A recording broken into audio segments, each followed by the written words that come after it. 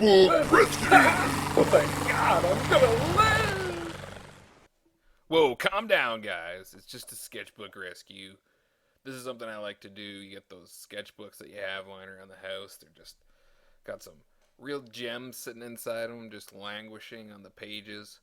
And you have to perform that sketchbook rescue.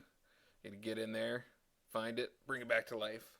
So I did this little doodle of this sort of, I think he was originally like a flying spaghetti monster, spaghetti and meatballs type character, but coming across the sketch again, he really jumped out at me as like this weird multi-armed alien goblin stuff up. Maybe it has something to do with seeing the latest Star Wars movies a few times and liking that big monster. I can't remember what the name of it was right now, but that dude. And I thought I'd clean this guy up, and also I happen to be just starting a course on schoolism.com. I sign up for their monthly the membership, and it's a pretty sweet deal.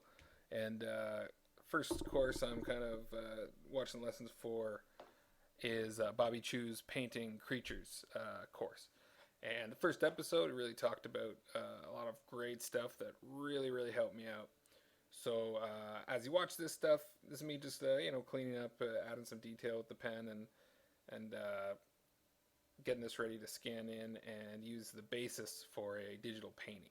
And you can see that I actually cleaned up. Actually, there's already some ink on some of the other random things that are on this page.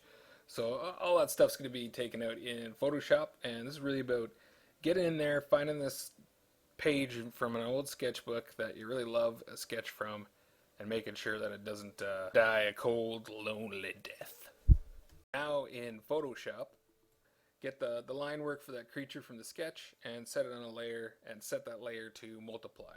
After that, on a layer underneath, do a grayscale value pass, a bit of a lighting pass on the character. Next thing to do is set up a color layer. So set that layer to color mode, and anything that is painted on this layer will affect the hue of the layers beneath it. So having this layer set up with this sort of the line work, the lighting and the values, and then the color gives you a lot of control if you want to customize it later. Also wanted to create a layer that controlled some texture on the creature, and it's basically just a black or dark purple brush, and the layer's opacity is just reduced, and you can play with the layer styles. They have different effects on the image, which can be useful in different situations. I also had done a couple sketches to kind of figure out this landscape after I decided to switch it to sort of a fungus world. So you can see I've got a hand-drawn sketch in there.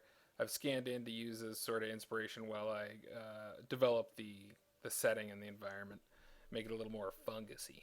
Next up, I wanted to tackle the little guys. They were in the original sketch as mice, but I wanted them to be sort of also fungusy to fit into this world and make them little marshmallow dudes. I wanted the eye to go right to this dude flying in the mouth with that high contrast of the white on black, and I also wanted the viewer to look around at all these funny little guys just fleeing death. Now this guy's line work needs some reconstructive surgery here. Bit of a facelift. I'm going to go over that original sketch using the pen tool on a new layer, and as I go through this, I'm still thinking about the design, trying to improve it, and using the line weight, using the thickness of the line to convey some depth, some space, using lighter lines to push things further into the background and thicker lines to bring them forward, and also make the lines a bit thicker where gravity's pull is going to be felt a bit more on the underside of things, and wherever there might be stress in the characters. This piece still needs an injection of some story.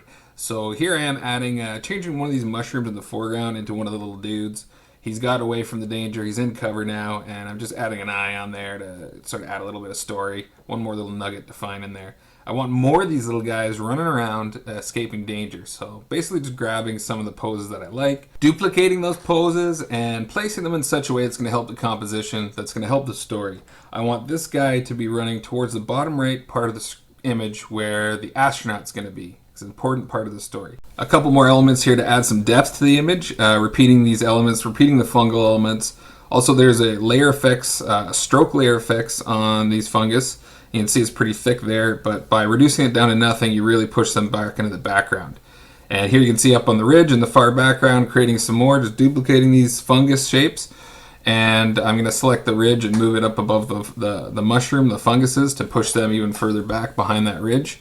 And just do this all throughout that ridge line, throughout the landscape there, to make it uniform and just add that extra layer of depth. Also tweaking the position of these fungus along the pathway to try and help guide the eye down that path towards the UFO. This piece still needed some depth to it, so I'm going to go over some of the things I did to help create that depth. First of all, I created a bit of a stone texture here. So over the ground, created a layer of shapes, some opacity, and adjusted the layer style to get these raised sort of texture to the path. And then carried that texture back into the background, but made its contrast a little lower, made it a little less prominent, and tried to lead the eye back that path towards the spaceship yet again. Some other additions to add: a layer of those fungus that's affected by the atmosphere a bit more in color and is further back, a layer of sort of fungus stalks and trees, a layer of distant fog, some light in that fog around the UFO, and a couple layers of mist and fog in between the trees to push some of those trees a bit further back than others and create a bit of extra depth in the midground.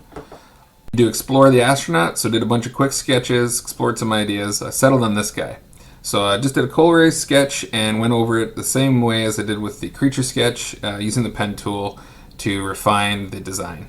This is how he wound up looking, kind of looking at the peril he's got to cross to get to his ship, off in the distance.